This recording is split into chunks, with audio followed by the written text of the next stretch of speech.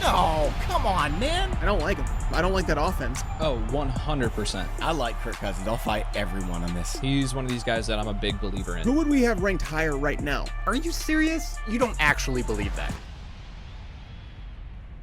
Hey everyone, welcome into the Fantasy Pros Football Podcast. I'm your host, Bobby Sylvester. Tags is out this week, but we've got Kyle Yates with us. Give us a follow on Twitter, at BobbyFantasyPro and at KyleYNFL. Yates, what's going on, buddy? Not much, man. I'm in such a good mood because sports are coming back. Like, I'm watching baseball highlights of all things. Like, we were talking about this before we started recording. Like, I typically don't pay attention to baseball much. Like, I'll watch the playoffs, and if the Cubs are in it, I'm a big Chicago guy. Yuck. So, but I'll pay. I'm watching it now. Like, I'm actually watching the highlights. Basketball's about to come back. The NHL, the Blackhawks are going to start playing, tomorrow or the next day. So, like, man, I'm in such a good mood.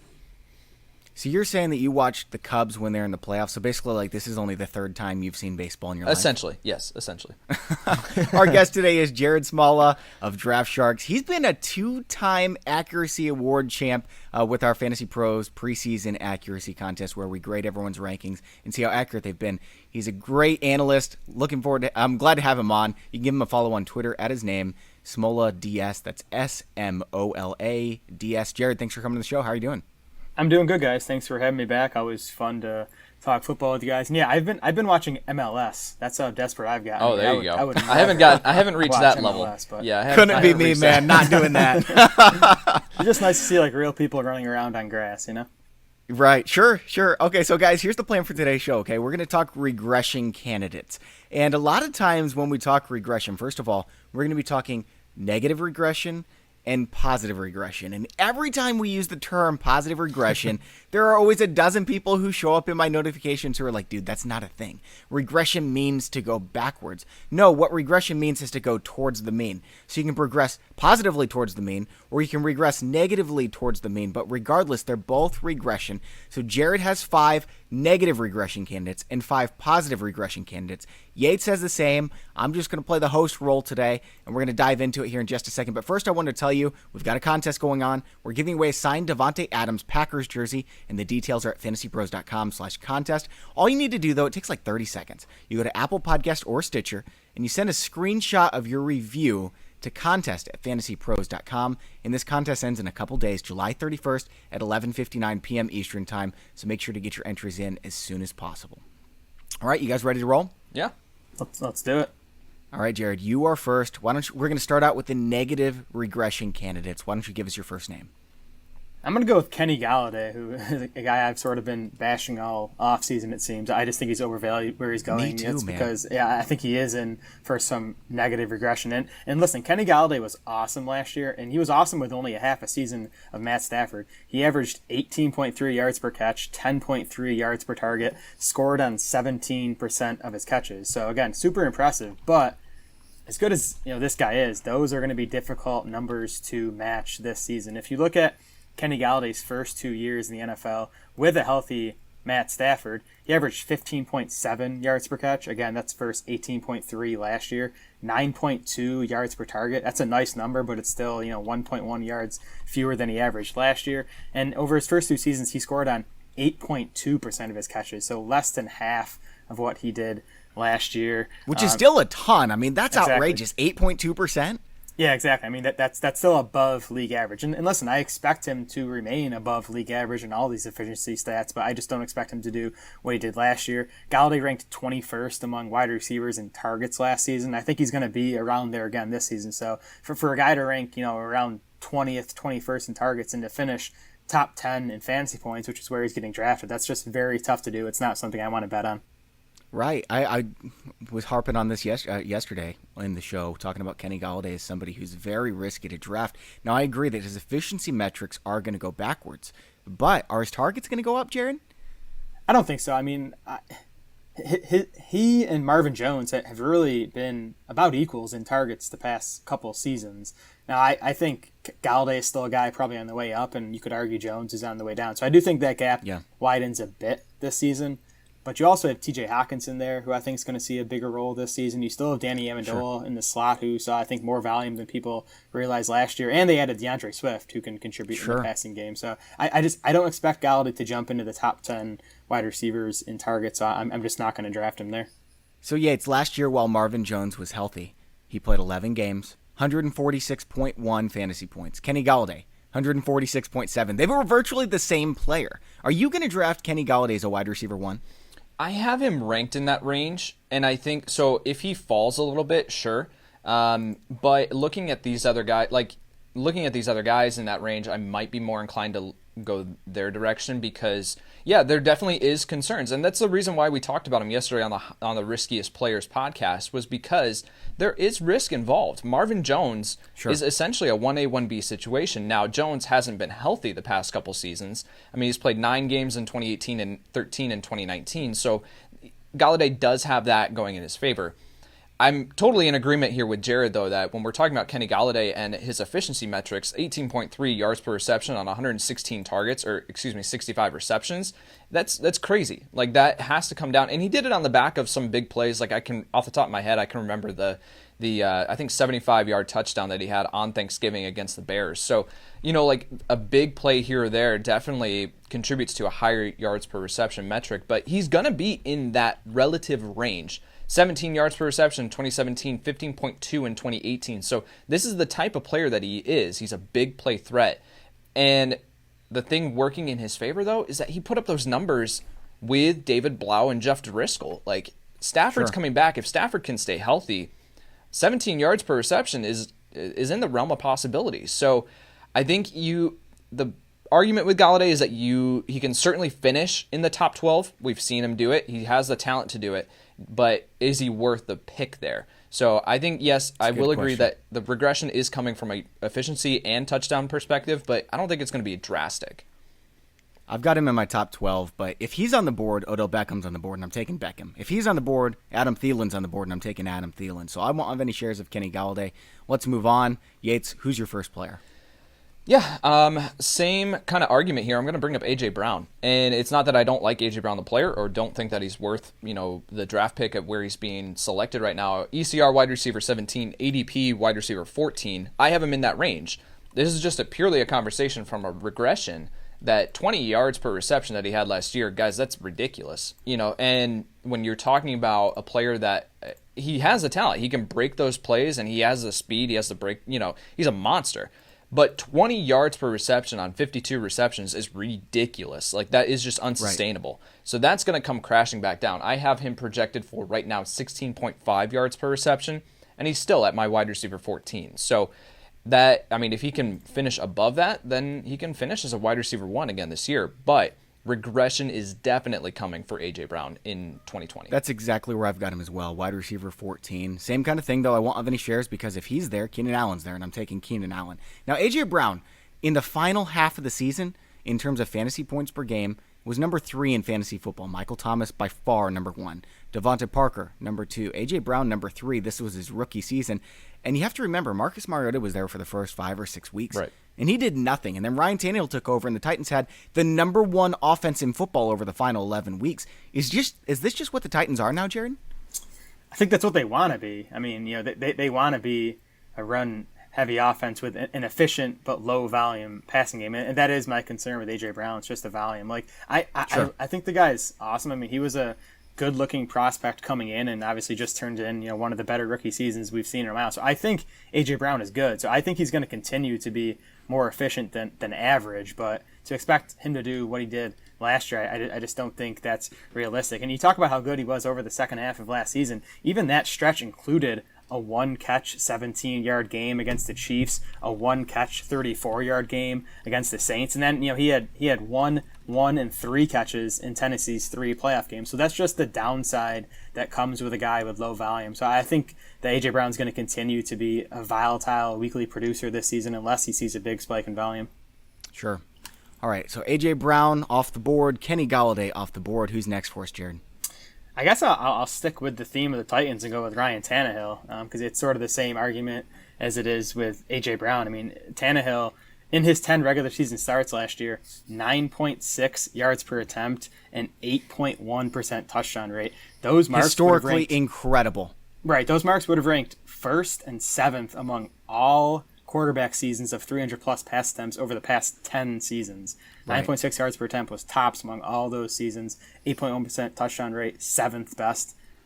We're talking about Ryan Tannehill. Like, yeah, maybe he's better than what he showed in Miami. I think he probably is better than what he showed in Miami and something closer to what we saw in Tennessee last year. But he is not going to remain that efficient. If you just look at what he did in Miami, 7.0 yards per attempt, 4.2% touchdown rate. We'll probably see something in between those marks and what he did in Tennessee. But again, Tannehill, unless he gets a lot bigger volume, I don't think he's going to produce as he did last year in those 10 starts. The good news with Tannehill is I think everyone's expecting regression. He's not going super early in drafts, so I think he's kind of fairly priced where he is right now. Yeah, I mean, through his first 4 seasons in Miami, though, he was number 3 all-time in passing yards behind just Peyton Manning and Dan Marino. He was top 10 in most touchdowns in his first 4 seasons, top 10 in best interception rate, and he did it with lackluster weapons and a struggling offensive line. Now he has a complete offense. He's away from Adam Gase. He's away from the injuries. I think he was pretty dang good in his first 4 seasons. And then he went and he became the starter and he made them the best offense in all of football. Is he going to regress? Absolutely. There's no chance that he's going to produce at 9.6 yards per attempt. But how much is he going to progress? And if he doesn't progress, 25% like everyone seems to be projecting, we're looking at a top 5 or 6 fantasy quarterback. He's going around pick 15 for quarterbacks right now. Well, I mean, for me, I have him with a 5.16 touchdown rate and an 8.2 yards per attempt. That equates to quarterback 17. So, Well, sure. I mean, if he's only throwing 450 passes, is that going to happen? Right. I have 465 pass attempts on the season. Okay. So, see, I disagree with you on that. I mean, I don't see why they would go away from what has worked for them. Right, you still have Derrick Henry there. You bring in Darrington Evans too, which is an upgrade from Dion Lewis. So Sure. more rushing attempts on the ground. There's a possibility for that. So why would you go away from what has worked for you and what got them into the playoffs last year? So, I think for him to go all the way up to, I mean, Bobby, what are you talking about? Like 500 pass attempts, 520 pass attempts. Okay, I mean that is. I mean, how many times have we seen a running back like Derrick Henry handle 700 touches in 2 seasons and then continue to sustain that workload? I mean, it just doesn't happen. There's no precedent for that in the last 20 years. I mean, that is such a Bobby, 437 passing attempts. Granted, in 2018, that was with Marcus Mariota, so I get it. But then 448 last year. So for them to go from 448 pass attempts to 520 means that they're not running the ball as efficiently as they were last year. It is a drastic offensive philosophy switch from what they have. Okay, so we saw the same exact thing back in 2018. The Seattle Seahawks, 427 pass attempts. And everyone said, I don't want to draft Russell Wilson. He only threw the ball 427 times. You look at the lowest pass attempts per team over the last decade and how much they've increased over the next year, and it's 45 on average, man. And Russell Wilson, what did he do last year? He threw 520 passes. That's just the way that it goes. The NFL changes, man. I mean, I don't think we can expect the Titans to pass the ball 450 times again. That's all I'm saying. Sure. I probably need to bump them up slightly from my 465, but to go to 520, that's too much for me. Okay. All right. Let's see, Yates. It's your turn, buddy. You going to pick one of these running backs here? I am going to go running back. I'm going to go with Mark Ingram. And just purely based on what he put up last year, right? Like, there are several factors going against Mark Ingram to produce the numbers that he had last year. I mean, guys, 15 rushing attempts, or rushing touchdowns, rush attempts. 10 rushing touchdowns last year, and 5 receiving touchdowns, so 15 total touchdowns. That's crazy. And he only did it on the back of 202 rush attempts and 26 receptions. So, I mean, that is just absurd for him to put up those kind of numbers. And now you factor in the fact that they're not going to be able to run the ball as much as they did last year, right? Like, just the same argument for Tennessee is what we just said. Like, it's very rare that those teams can repeat that specific number, that load number. And then you're adding in J.K. Dobbins into this backfield. The fact that they also want to incorporate Justice Hill, who's another year into the NFL. Gus Edwards is still going to be involved. So for him to put up the kind of numbers that he did last year is going to be unsustainable. And for him to finish, he finished as the RB8 last year. He was an incredible value pick. But looking at this year and everything going against him, there's no way that he puts up those numbers again. He's going to regress. Ravens general managers came out and said they have 4 running backs they want to use, and they all have different abilities. Ingram last year had 202 rushes, and then they went on and drafted Dobbins. He's not getting that again, and he's not getting the efficiency he had again. Would you agree with us, Jared? Yeah, I mean, the 5 receiving scores on 26 catches, that's completely unsustainable, even for like a really good receiving running back, which I think Ingram's fine, but he's not like a top-notch receiving back. As for the rushing touchdowns, I think it's at least worth noting that Engram did tie for 3rd in the NFL in carries inside the 5-yard line. So when you're getting those kind of opportunities, you are going to score at a higher rate. My bigger concern with Engram than regression is J.K. Dobbins being there. I mean, I think there's a chance that Dobbins proves to be their best running back pretty early in the season and sort of takes over as the lead guy. Hey, really quick. Right, you've got really a couple. Quick. I'm sorry, go ahead. Yeah, really quick. I just want to mention. So Ingram on 26 receptions, 5 receiving touchdowns. McCaffrey last year on 116 receptions, 4 receiving touchdowns. Yeah. By the way, Mark Ingram, about 29 targets, 5 touchdowns. That's a 17% rate. That is 3 times the rate of Tom Brady's career touchdown rate. Like, that is so unbelievably unsustainable. Yeah. We can't rely on it. Let's see here, Jared. You've got a couple running backs as well. Which one are you going to go with? Yeah, I'm just going to throw these guys together because I think the argument's pretty similar, and it's Aaron Jones and Derrick Henry. Sure. These guys became the 9th and 10th running backs to run for 15-plus touchdowns over the past 10 seasons. Christian McCaffrey actually joined them last year. There were 3 guys that ran for 15-plus scores. If you look at the other 7 running backs that ran for 15-plus scores over the previous 10 seasons, all 7 of them scored fewer touchdowns the following year. Not a big surprise. But I think what's more surprising is only 2 of those 7 guys even managed to hit double-digit touchdowns in that season. So these guys were scoring 6+ fewer touchdowns. So I think Jones and Henry both in for fewer touchdowns this season. Jones, to me, looked like the bigger overachiever last season. Sure. He tied for the league lead with 16 rushing touchdowns, despite being just 15th in carries and 11th in rushing yards. So he definitely overachieved there. Derrick Henry, he also tied for the league with 16 rushing scores. He also, though, was 1st in carries and 1st in rushing yards. So he was a bit less of an outlier. The concern with Henry for me would be that he had rushing touchdowns of 74, 68, and 53 yards. Those long rushing scores especially are tough to sustain on a year-to-year basis. So Henry probably not in for as much regression as Aaron Jones, but he's not going to score another 16 times in 2020. So where do you have these guys ranked then, Jared? I have Henry at running back 6. He's sort of the start of a tier behind those next 5 guys. Behind those first 5 guys. So it's like Henry, Joe Mixon, Kenny and Drake all sort of in that mix. Sure. All right, and Yates, what do you think about these two, man? Where do you have them ranked? Because I agree. I've got Derrick Henry at the start of that second tier, where most of them have him at the back end of that first tier with McCaffrey, Barkley, Elliott, Kamara. Some throw Dalvin Cook in that range, depending on what happens with this holdout. Yeah, no, I'm not up there as far as Henry in that top tier. I have him at RB6 as well. And he's right. Okay. I mean, he's separated by like 4 points with Kenny and Drake and Josh Jacobs in a half PPR setting. So I have these guys right in that range together. Aaron Jones, I have him down at RB10, and he's kind of in this other tier. I need to bump Clyde Edwards-Helaire down. I haven't accounted for the lack of the preseason yet, so Edwards-Helaire is still up at RB9. He'll come crashing down for me. So you're actually higher on Aaron Jones than most people. Do you know that? Most people have him going outside the first round. I know. I was talking about Aaron Jones as a risky player yesterday, and then I looked at my rankings. I was like, wait a second.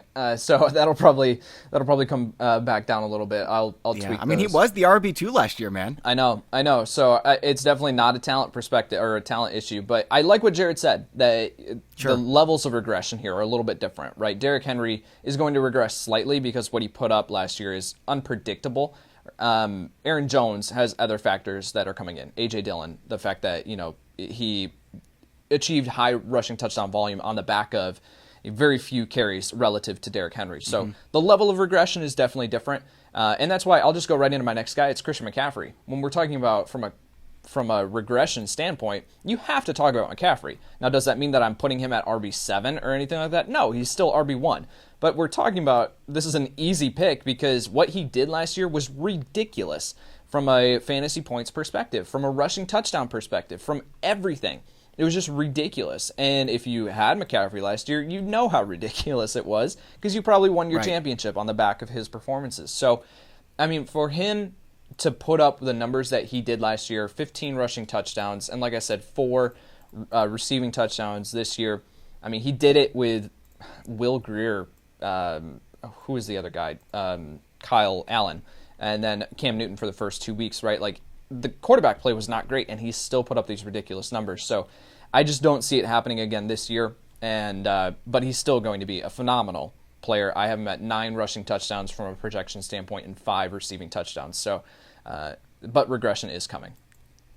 So regression's definitely coming. Is there any way that you would even consider anyone else over him? Is there any case to be made, Yates? No, I mean, we'll talk about the guy that I think has a chance and who I think we're sleeping on a little bit as an industry. But as far as overtaking McCaffrey at number 1, it would have to be an injury. I mean, he was 123 points ahead of Aaron Jones last year. It was ridiculous. That's man. enormous. It was ridiculous. I mean, that's absolutely outrageous. I posted this the other day on Twitter, and if you guys aren't following us on Twitter, this is the kind of stuff that you're missing. But I posted, if Derrick Henry had 2,000 rushing yards and 29 rushing touchdowns last year with everything else remaining the same, he still would have finished the number 2 fantasy football running back behind McCaffrey in half PPR. That's absurd. I mean, the difference was even larger in full PPR, but oh my goodness. I mean, that's how incredible McCaffrey was. So, Jared, what about you? Let's say it's a super flex league or a 2-quarterback league. Would you even consider Lamar Jackson or Patrick Mahomes in those leagues, or is it still McCaffrey? No, yeah, it's still McCaffrey for me. Agree, sure. I think at 2s, and you can start to consider the quarterbacks. I think I'm with Kyle, though, with that other guy who's probably closer to McCaffrey than a lot of drafters are treating him right now. But, yeah, I mean, I like the direction the Panthers' offense is heading. I wish it wasn't this offseason where, the practice time is limited and we're not going to have any preseason. But I like the Joe Brady hire. I like Teddy Bridgewater as a fit in that offense. So I don't, McCaffrey's going to regress, but I don't see him taking a big step back. I'm not sure who it is that you guys are talking about. Maybe Raheem Mostert? Yeah, nope. I'm just kidding. I think I know who it is, and if it's the guy that I'm thinking, I agree. Now, we've got a couple more pass catchers here. Yates, why don't you give us your 2 pass catchers? We'll move on over to Jared's final pass catcher, and then we'll switch on over and go with positive regression candidates. Sure. So I'll bring up Jared Cook from a regression standpoint. This one's pretty easy. I've talked about him earlier on in the offseason about what he did last year was just crazy. As you look at the touchdown average rate for receiving touchdowns at the tight end position, he drastically outperformed everyone else. He had 9 receiving touchdowns on 43 receptions. And so when you're looking at guys like Travis Kelce and George Kittle and how they only put up 5 receiving touchdowns last year on the back of 90-plus receptions or whatever they had, and Cook did it on 43 receptions with 9 touchdowns, regression is easy to identify with Jared Cook. And the fact that he's still going in the top 10, being drafted as a top 10 tight end is very bizarre. Crazy to me. So that's very easy, especially when you factor in now the fact that the Saints sent away significant draft capital to get Adam Troutman, who, yeah, he's a developmental tight end. He's more of the future at the position, and Cook too. Not even mentioning the touchdown perspective, but then he averaged 16.4 yards per reception on 43 receptions. 16.4 yards per reception for a tight end is absurd. You just don't see that, and I expect that to come crashing down again this year as well. So who do you think's more overrated, him or Evan Ingram this year? I'll have no shares of either, but I'm curious, which one is the biggest avoid? Both. I think Engram, just because he's going higher in ADP and ECR. Sure, I still don't agree. understand it, but yeah, I think Engram for me. Jared, are you going to fight us on either of these guys, Jared Cook or Evan Ingram? I can't quit Evan Ingram. I get the injury stuff. But I mean, the guy's pretty consistently produced as a top 6 tight end, even if you just look at points per game, which I think is important because when Ingram gets hurt, you're not forced to stick him in your lineup and take a 0. So I get the injury concern, but I'm still in on Ingram. Cook, I'm with you guys. I haven't been drafting him. I think it's never a bad idea to invest in the Saints offense. I think maybe Cook maintains a higher than average touchdown rate, but it's probably coming down. The yards per catch probably coming down. He's getting up there in age, and the Saints added Emmanuel Sanders. I think the first real legitimate number 2 wide receiver they've had in a few years now. So I think Cook's volume probably comes down this season too. So Yates, you said Jared Cook. Now your other pass catcher is a wide receiver. It's DeVante Parker. I agree that he's coming backwards, but I mean we're talking about someone who, as I mentioned, was the number 2 fantasy football wide receiver after Preston Williams went down. Now Preston Williams is coming back. He's coming off a major injury. but just how much do you think he's going to regress? Obviously, he's not going to be wide receiver number 2 anymore. But is he actually going to be outside the top 20 where he's being drafted? Oh, no, I don't have him outside the top 20. I mean, this is purely the conversation from a regression standpoint, looking at, like you said, the wide receiver 2 over that time period, but then finishing as a wide receiver 7 on the year. So I'm not projecting him to finish in that range at all, especially when you factor in the fact that, Preston Williams is coming back. He was a factor. I mean, he stepped in and immediately contributed as a rookie. And Parker, ascended after he went out. And then also Albert Wilson was never fully healthy last year, and he is a slot receiver who just gobbles up targets. So I don't think Wilson is someone that we need to be looking at from a fantasy perspective necessarily, but it's going to hurt Parker's overall outlook. I mean, he went from, in 2018, 47 targets to 128 targets last season. I'm not projecting anywhere close for that target total for Parker this season. I mean, they did throw the ball 615 times. That also helps. Miami's going to be playing. Yeah, they're going to be playing from behind again, so he's going to get some targets. But, I mean, Preston Williams was better when he was on the field than DeVante Parker. I still don't understand Parker having an ADP wide receiver 25. That's bizarre to me. But, okay, Yates, so you like Parker above his ADP. You said he's in your top 20. But who do you like more? Him or Robert Woods, whose ADP is wide receiver 26? It's an easy answer for Robert Woods there. Man. Holy cow. Yeah, that's ridiculous. I have Parker at wide receiver 19 currently, and I have Woods at wide receiver 13. But it's literally a tie for wide receiver 11, 12, and 13. So he could be wide receiver 11 easily. Jared, this is one of those cases where we look at ADP, that's the average draft position in the general public, and then we look at ECR, which is the expert consensus rankings. You can find it at fantasypros.com/rankings. And Robert Woods is all the way up at ECR 17. So the experts have him at 17, the general public at 26. Are you with us? Do you think that he is vastly underrated by the general public right now? You guys want to know where I have Robert Woods ranked? I'm excited, man. Because I trust your judgment. He's 7. All right. There we go. Yep. There we go. And I'll actually be talking about him in the positive regression section. Oh, well, sorry for stealing your thunder there, man. That's fine. I'm also pro DeVante Parker too. I think you look at the raw production last year, you look at all the efficiency metrics, and you just watch him play. Exactly. He toasted Stephon Gilmore in that Week 17 game last year, and Gilmore was considered the best cornerback in the league last year. And Parker, he obviously, Parker disappointed his first few years, but he was a former first-round pick, looked like a nice prospect coming into the league. So I really think it was just a late breakout for him. And I also like the hiring of offensive coordinator Chan Gailey for DeVante Parker. Gailey runs a really wide receiver friendly offense, and he tends to get big numbers out of his top wide receiver. 4 of his last 5 offenses have produced a top 18 PPR wide receiver, and all 4 of those guys ranked top 9 in the NFL in targets. So he tends to feed his lead guy a bunch of targets, and as good as Preston Williams looked last year, he's coming off the ACL. I do expect Parker to be the pretty clear lead receiver in Miami this season. And you've got Ryan Tannehill, Ryan Fitzpatrick, who once he took over was number 2 in the NFL in passing yards for the rest of the season. Number 1 was Jameis Winston, who no longer has a job.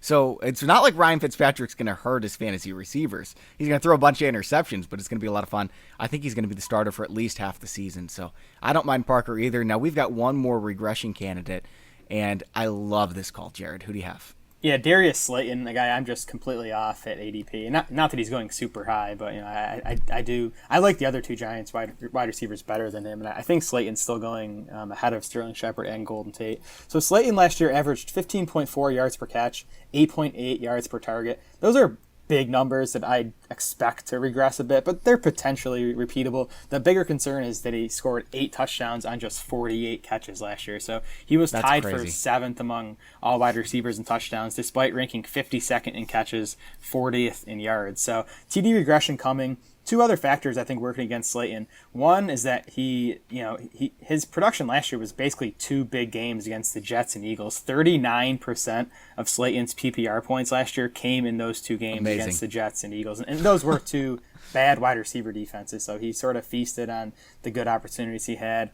And then Slayton also last year benefited from injuries to all the Giants' other weapons. Sterling Shepard, Golden Tate, Evan Ingram, Saquon Barkley all missed time with injuries. There were actually only 6 games last year where Slayton, Shepard, and Tate were all on the field together. Slayton saw just 34 targets in those 6 games. Sterling Shepard saw 52. Golden Tate saw 41. So when these 3 guys are healthy, I think it's definitely possible that Slayton is the Giants' number 3 wide receiver. When I saw Slayton play at the start of the season last year, I was like, man, this guy's a really good football player. But I do think he's the number 3. Now, would you say, Jared, I'm not drafting Darius Slayton, but would you agree with me that he has the most upside of this group?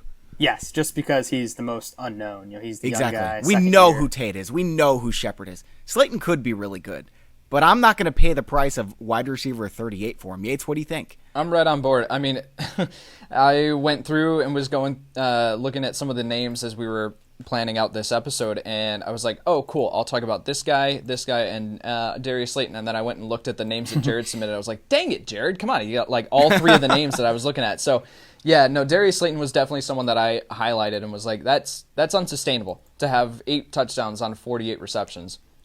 So I think Slayton is a very good wide receiver, but as you're looking at this wide receiving core, it's going to have to take Tate and Shepard to miss time in order for Slayton to, and it's not like Slayton finished as like a fantastic fantasy wide receiver last year. He was a wide receiver 35 on the season. So it's not like he was a top 20 wideout, so I just don't see the ceiling there. Every once in a while when we're doing the show, I get really excited and like I talk with my hands and everything, and I knock my headphones out of my ear. If you guys want to see all that weird stuff, we're on YouTube at youtube.com/fantasypros. And we also really got on board the Instagram train here last year, and it's really been taken off over there. Our Instagram guys do an incredible job. Give us a follow over there at Fantasy Pros. It's daily, solid, easily digestible analysis. We've started doing quick hitting videos on our page. Just check us out for more content at Instagram. That's where everybody's heading, at Fantasy Pros. You guys are going to love what the Instagram guys are doing over there. Now let's flip on over and go to the opposite side here. We've got positive regression candidates. I'm going to remind you guys, this means they're going to progress towards the mean. That's what regression means, to go towards the mean.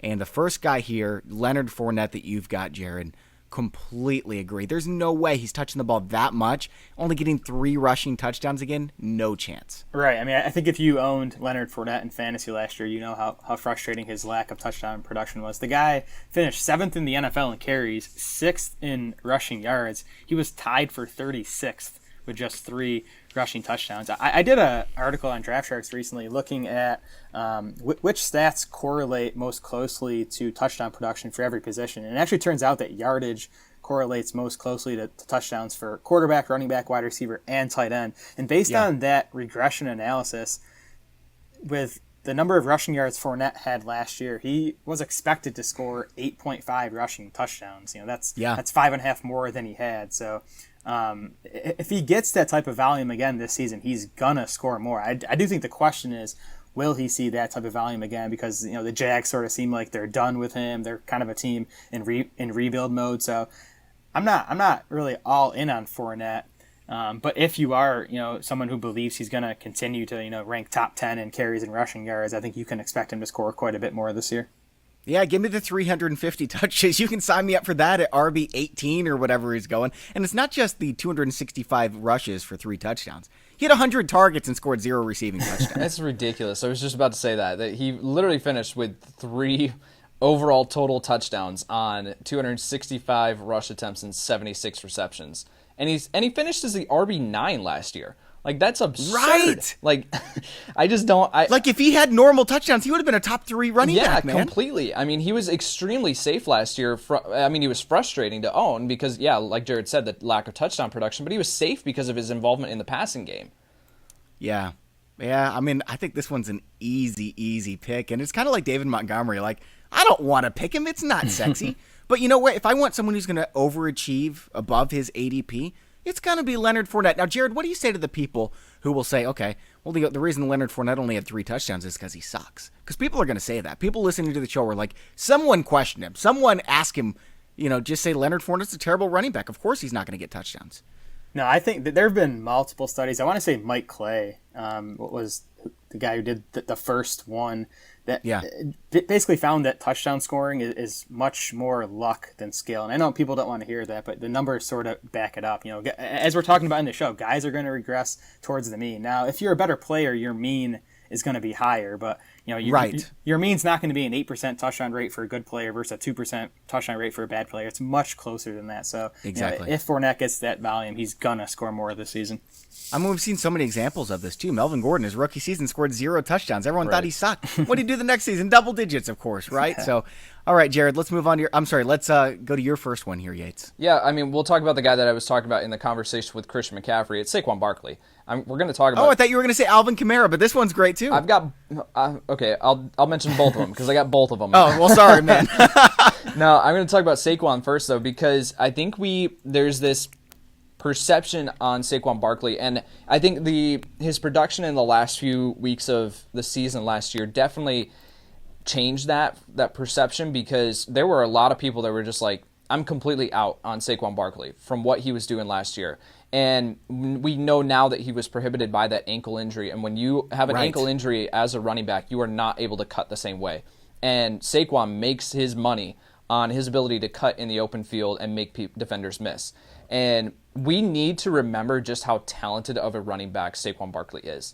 Even last year, with what he was dealing with from an injury perspective, I mean, he still put up 4.6 yards per carry on 217 rush attempts. But his numbers were drastically down from... granted, he missed 3 games. With no offensive line, by the way. With very poor offensive line play. Now you add in Andrew Thomas. I mean, so 5 yards per carry on 261 rush attempts in 2018. Like I said, down to 4.6 on 217 rush attempts. Still over 1,000 yards on the ground. 6 rushing touchdowns versus 11 in 2018. 73 targets in 2019 versus 121 in 2018. So the numbers were down across the board last year. Yeah. And he hurt people from where you had to draft him. But yet, injury played a huge role in that. And we saw what he can do once he was fully healthy. So I'm just bringing him up in this conversation because we need to remember just how special Saquon Barkley is. We'll talk about Alvin Kamara in a second. I want to piggyback on Saquon Barkley.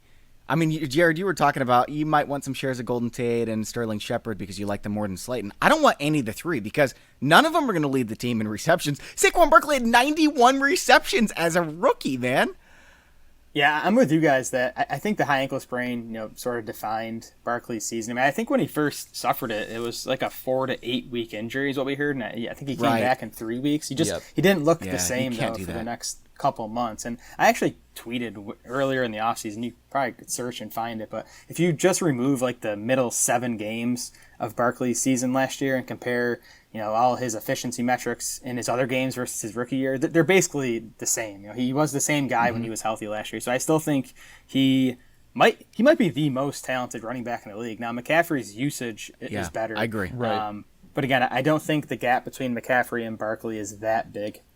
I'll go as far as saying I don't think I've seen a more talented running back besides Barry Sanders in any NFL tape I've ever seen. Saquon's that dang good, man. And Christian McCaffrey's amazing, but if you put Saquon Barkley, if you give him the touches that Christian McCaffrey had last year in that offense, I think he's better. I just think he's a better football player. I'm drafting Christian McCaffrey higher, but let's not forget how good Saquon Barkley was, guys. He was amazing. Yep, completely agree. Now, Yates, you also said Alvin Kamara. Let's talk about him. Yeah, I'm going to mention Kamara because Kamara went from 14 rushing touchdowns in 2018 to 5 in 2019 and 4 receiving touchdowns in 2018 to 1 last season. So he went from 18 total touchdowns to 6 last year. And despite all that, still finishes the RB12. And it's the same argument with Saquon Barkley that he was dealing with injuries. It's been documented that I think he had 3 separate injuries that he was dealing with last year. And I'll have to look up as to what those were exactly. I don't want to get that wrong on the podcast. But I think, for him, he is still an incredibly, incredibly talented running back. And there are going to be people that are going to see him at his current price tag and say, no, I don't want to pay that. I'll go with another guy. But if we're talking about a player who can finish as the RB1, it's Kamara, it's Christian McCaffrey, it's Saquon Barkley, and maybe Zeke. And I think that might be the end of the list. Kamara is still in this range where he is an incredibly talented running back, and we need to remember that how talented he is, and the numbers are going to bounce back up this season. I'd put Mixon, Drake, and Miles Sanders in that conversation too. Anyone you want to add to it, Jared? No, I wouldn't even include Mixon, Sanders, and Drake. I mean, I don't think they're candidates to finish number one overall, but I agree. Kamara. I mean, I think it's a very low likelihood. Yeah. I'm just saying there's a chance. Yeah, I mean, I love Mixon and Drake especially, so yeah, I definitely don't want to poo-poo those guys. But yeah, to me, Kamara versus Zeke is a fair argument like for that 3 pick. I think Zeke's probably safer because the rushing volume and that offense is going to be so good, and he is involved in the passing game. But Kamara, I think, is going to be more involved in the passing game. He has just as high a touchdown ceiling as Zeke does. The Saints have finished top 10 in the NFL in rushing touchdowns in 10 of 14 seasons since Sean Payton arrived. They were 20th last year. It was just one of 4 times they failed to crack the top 10. So I think that the team in general is going to run for more touchdowns, and that obviously includes Kamara. That's why I've got Kamara number 2 over Saquon Barkley. I mean, Kamara has 80-plus receptions in each of his first 3 years. Yeah. Guys, he only played 14 games last year. He basically only played 13 because he was banged up in a couple of them.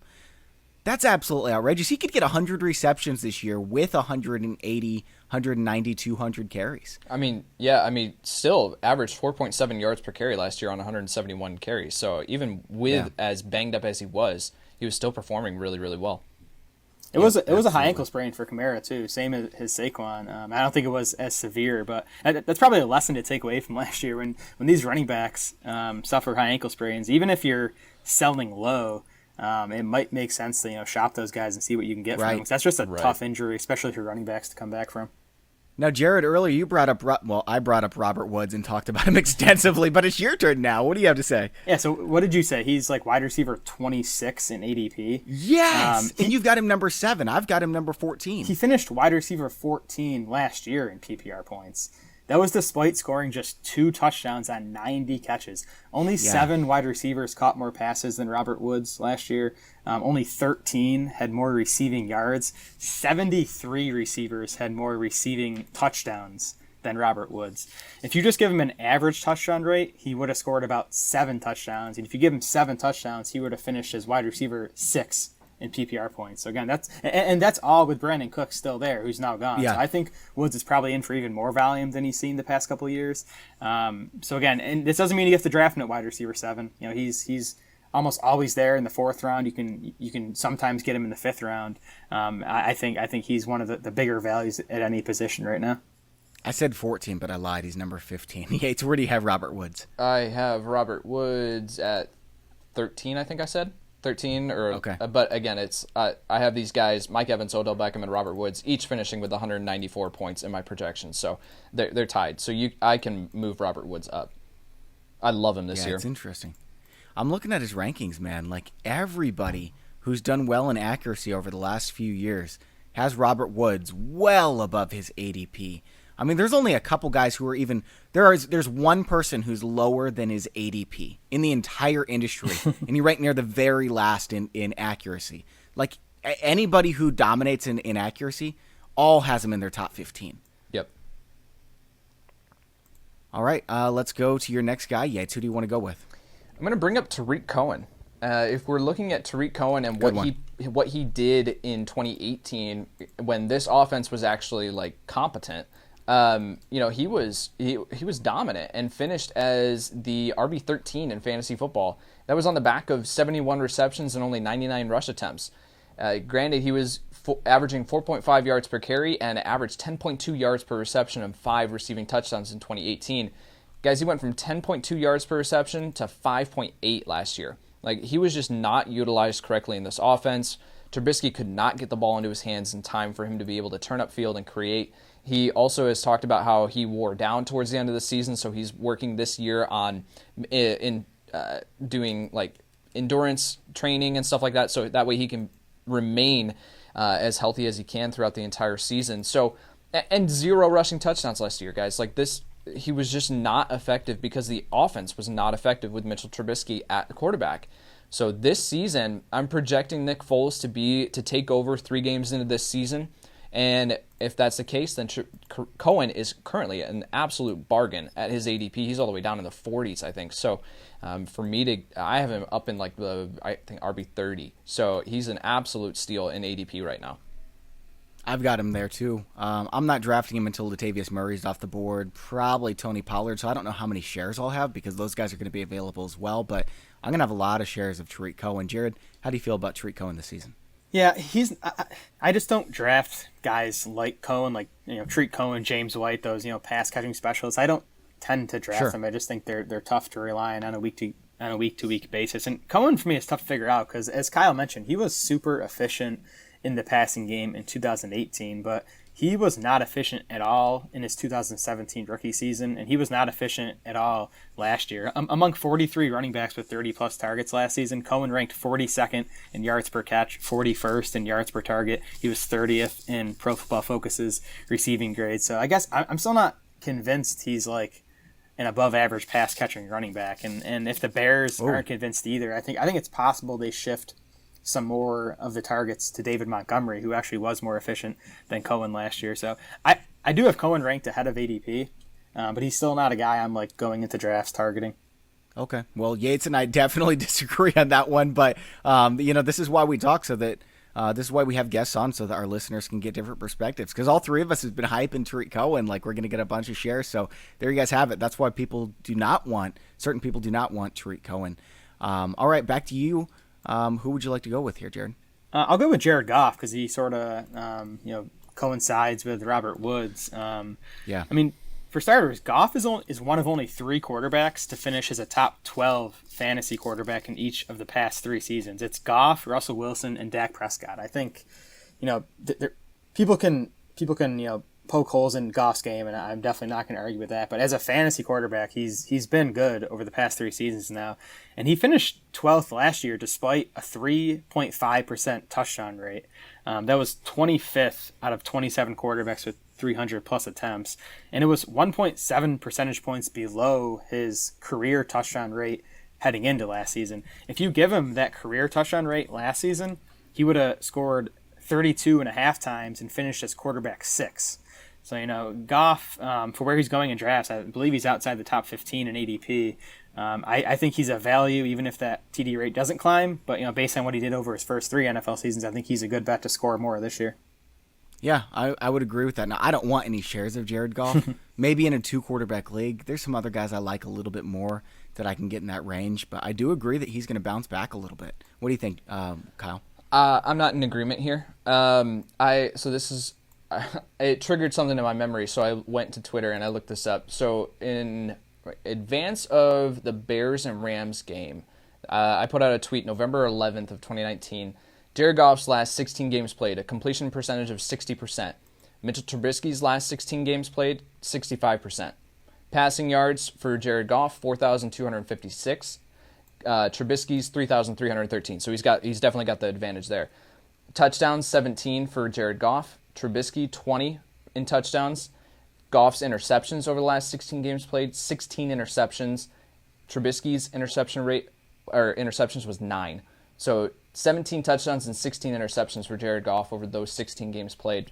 I think the game in 2018 where the Bears and Rams played, I think it broke Jared Goff. Like, legitimately, I think he was so great before then, man. He was phenomenal before that. And then that game, I think he threw 4 interceptions, lost a couple fumbles. Like, he was just not – he's never been the same quarterback since then. So I think with what Todd Gurley struggling last year, like that, he needs a efficient running game. And so to build off of, that's just what the offense is predicated upon. So if he can bounce – if Henderson – Akers, Malcolm Brown, John Kelly, this 4-headed committee or whatever they're building in Los Angeles, if they can be efficient, then great. I think Goff can be a value, but I'm just not in on him. I haven't liked what I've seen over the past couple seasons. Remember after his rookie season when Jared Goff was just abysmal? 54% completion rate, 7 interceptions, 5 touchdowns in 7 games. That was just with Jeff awful. Fisher. That doesn't count. That was Jeff Fisher, but here's what I'm getting at. Their offensive line under Jeff Fisher was one of the worst in the league. And then 2017 and 2018, it was one of the best in the league. And we saw a very good version of Jared Goff. 2019, one of the worst in the league. And what happened? He took a huge step backwards. It's again going to be one of the worst in the league. But here's the difference between Goff and Mitch Trubisky. And it's weird that we're having this conversation, but I think you're right. I think they're both very bad quarterbacks.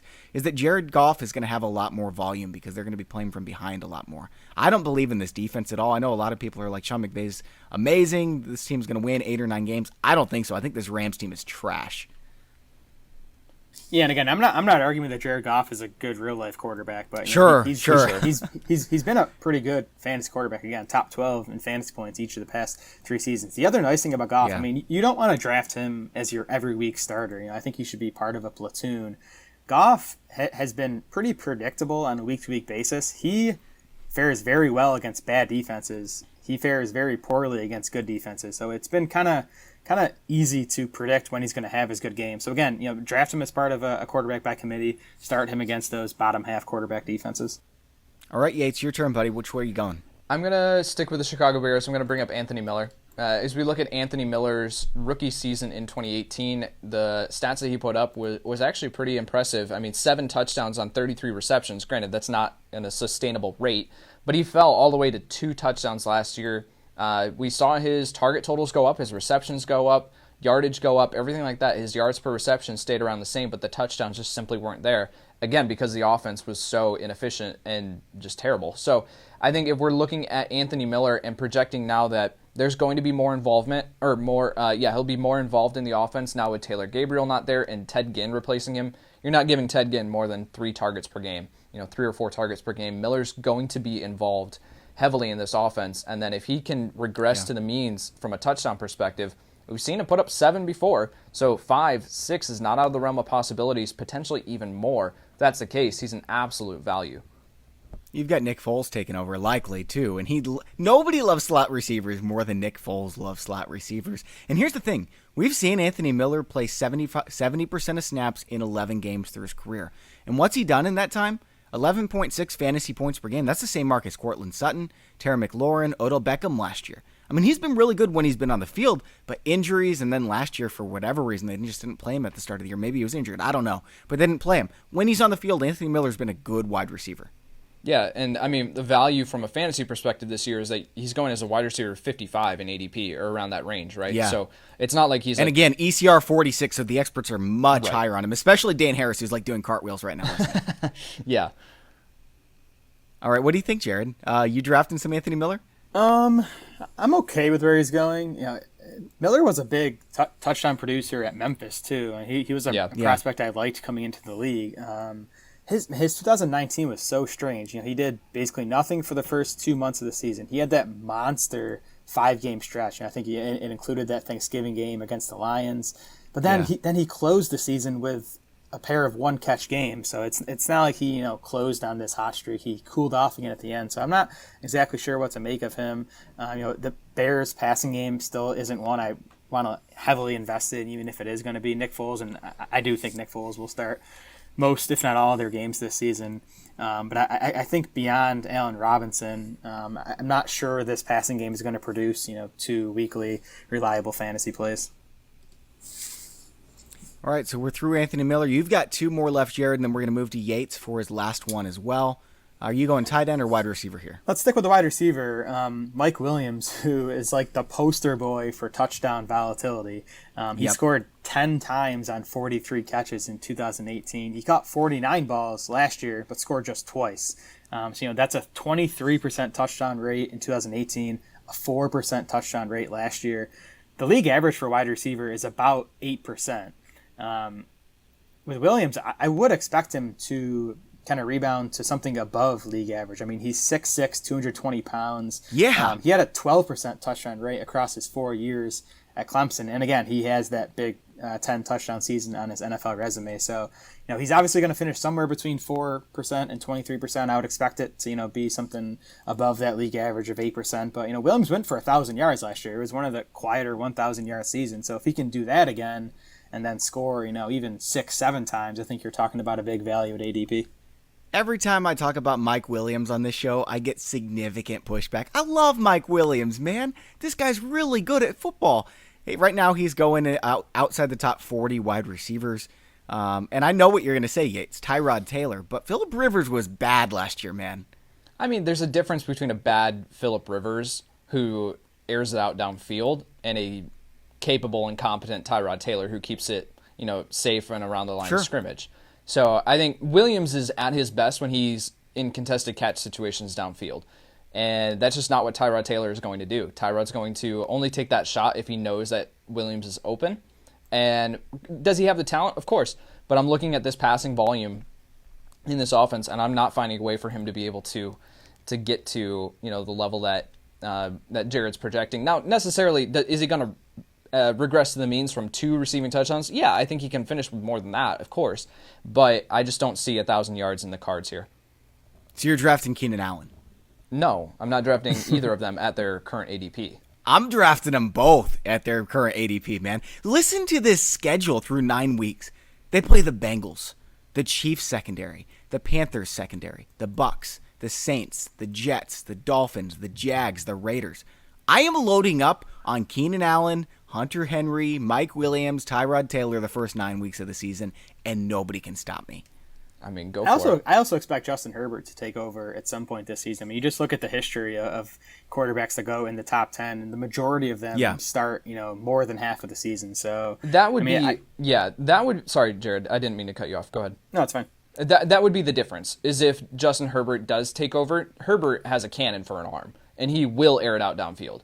Now, I think that, that's the difference. If Herbert is taking over, then I expect Williams to step up. But the issue is going to be that, are you going to hold on to Mike Williams for that long if he's not producing at the level that you need him to? Or is he going to take over that spot on your bench and you're going to hold on to him with the possibility that Justin Herbert takes over at some point in the year, especially in a season where you don't have a preseason and Justin Herbert isn't going to get any playing time? It wouldn't surprise me at all if Herbert doesn't play at all this year. Now, if there was a preseason, I think I would have seen Herbert step in, but with no playing time, I don't see that happening.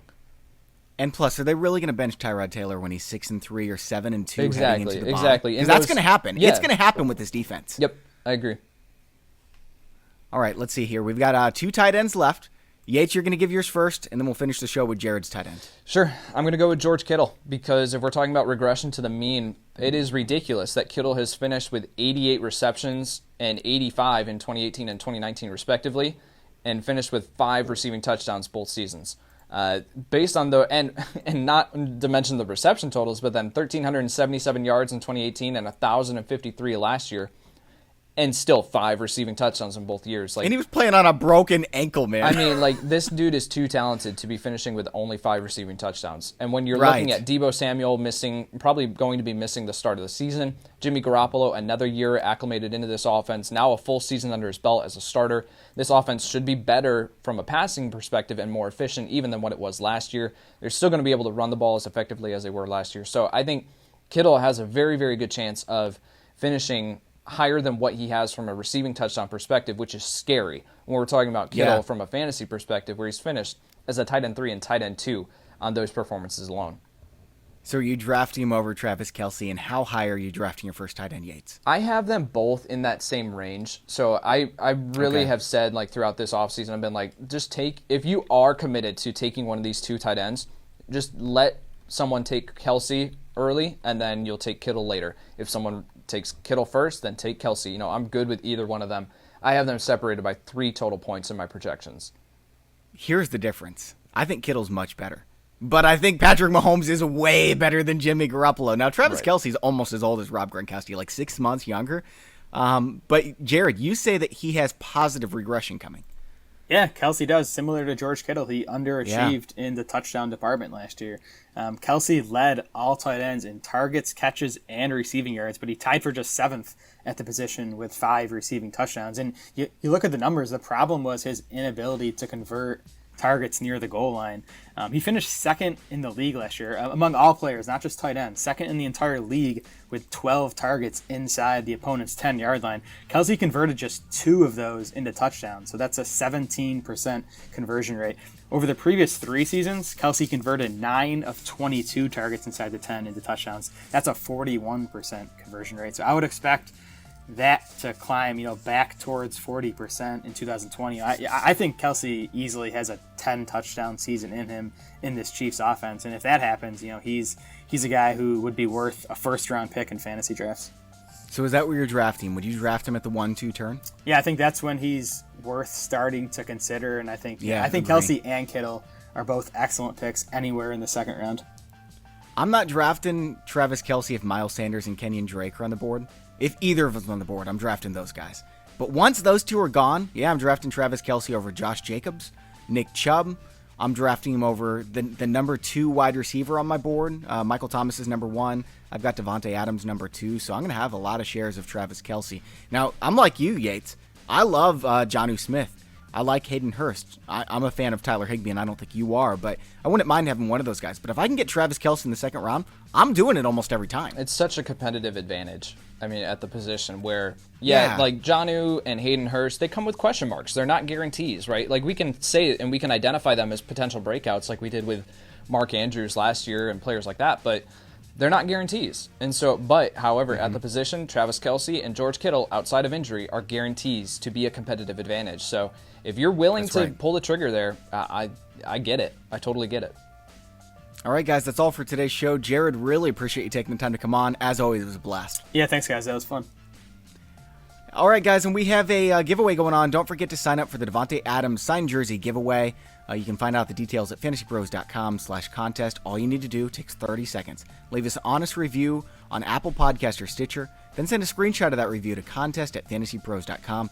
This contest ends in 2 days, July 31st at 11:59 p.m. Eastern Time, so make sure to enter as soon as possible. And don't forget to add us on Instagram. If you haven't joined the platform, everyone's moving on over there. It's time to join the Instagram platform, and we're at Fantasy Pros. Tons of solid, daily, easily digestible analysis. Again, that's Instagram.com, and we're at Fantasy Pros. For Jared Small and Kyle Yates, I'm Bobby Sylvester.